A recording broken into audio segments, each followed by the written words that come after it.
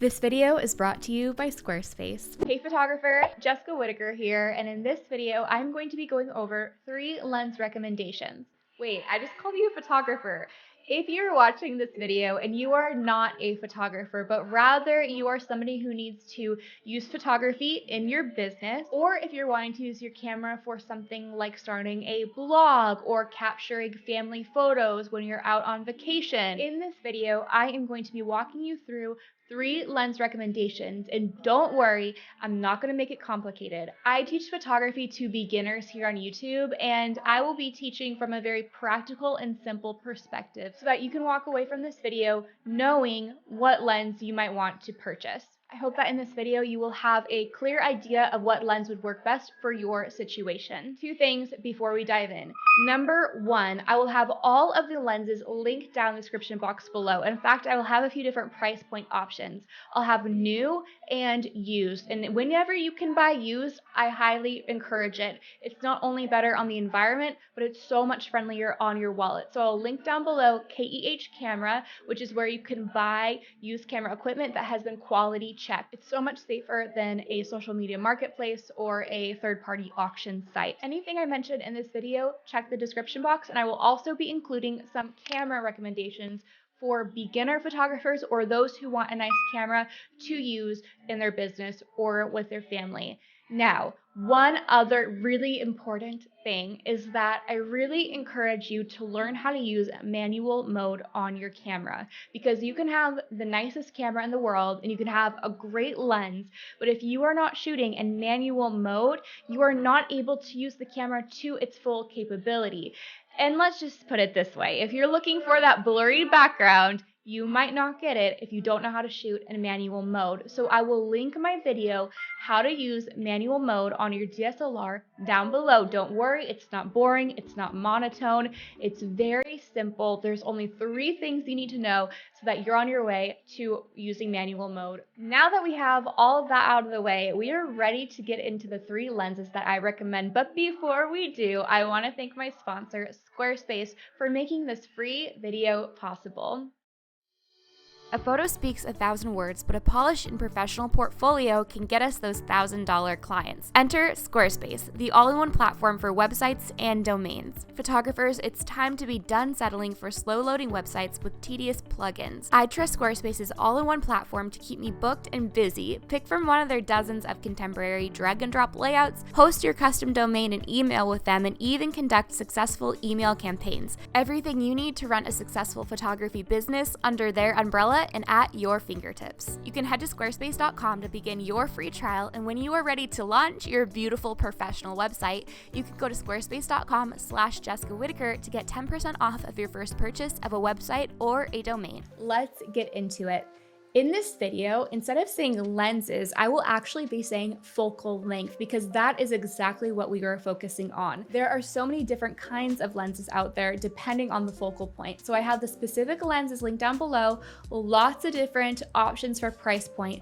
But from here on out, we're going to be talking about the focal length, which is essentially how far the lens is from your subject or from whatever you are wanting to shoot. So first off, we will begin with the 50mm. The 50mm is one of the most popular focal lengths, especially for beginner photographers. It's a favorite for wedding photographers, but it's also a favorite for seasoned pros. Now, some photographers would argue and say that the 50mm isn't a portrait lens. And while that might be technically correct, the 50mm is used very commonly with portrait photography. With that being said, let me give you a few scenarios that I would suggest if you are going to be buying the 50mm. Let's say you have some kind of clothing store and you photograph the clothes on models. I would recommend a 50mm for this. A 50mm is also going to be great for product photography, whether you are a reseller of handbags or if you make wax seals.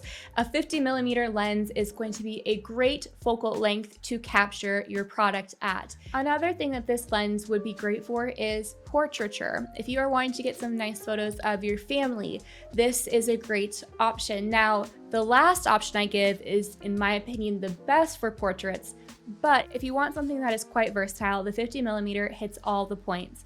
It's great for products, it's great for photographing clothes, people, portraits. It's a very great standard length. The one thing to note about a 50mm is that it's not the best for tight spaces. This lens is quite close up, so you will have to move around a bit to get the shot. Now, if you want something that is better for travel, let's get into the next lens. The next lens on the list is a 28mm. You could do a 24, but I will be speaking about a 28. This lens is a wide lens, meaning that you can get more in the frame, and this results in not having to move back a lot to get the shot. You don't have to adjust yourself so much. So the reason why I would recommend this for people who are wanting to capture more of the environment, whether that is when you are on vacation or holiday, family photo type situations, or if you have the instance of wanting to photograph some kind of interior. Now, I wouldn't recommend this for real estate and interior photography, but you can see the situations of you want much more in the frame, and you also maybe don't have a lot of room where you're working within. Let's say you own a coffee shop and you are wanting to continually have some images of the shop. Might be a tight space. A 28mm might be your best bet because you can get more in the frame without having to be up against the wall. Again, I'm teaching a very practical. We're not getting into the technical. So it's your responsibility to do the research on the specs for these lenses to see if they are compatible with your camera and if they would suit you. I'm just bringing you this simple perspective. I also would say that this lens is great for sit down type videos. Maybe you're wanting to start a YouTube channel, or you just want to start filming a little bit, documenting your life in general, not necessarily vlog style. The 28mm would be a great option for you. You're going to get a lot of the environment in the back. If you want it to be a lot closer up, you want maybe a softer backdrop, then the 50mm would be a better option for filming. And for reference, I'm filming on a 50mm right now. The 28mm checks off for video, travel, and family life kind of photos. The last lens I'm going to be going over is an 85mm. And because I mentioned bloggers at the beginning of this video, I want to dive into what lens I would recommend if you are a blogger. But if you're not, don't exit out yet, because you might find that this lens could work for you and for your business or your lifestyle. The 85mm is the closest up lens in this list. It's closer than the 50mm. The 85mm I suggest to those who are not limited by space. So if you are a fashion blogger and you are doing photos mostly outside on the street, and you have the ability to be quite far away from your photographer, then the 85mm you won't experience much restraint on. The 85mm is going to be the most flattering lens for full body photos and portraits because it is not wide. It will not stretch you out at all. Actually, this lens is a traditional portrait lens, whereas the 50mm, there is that argument.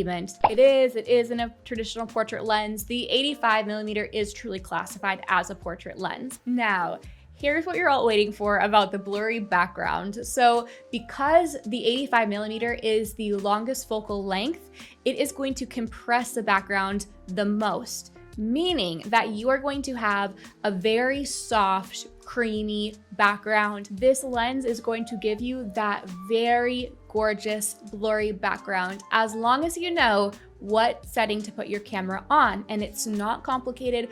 Go watch how to use manual mode on your camera, the video that I've recorded for you.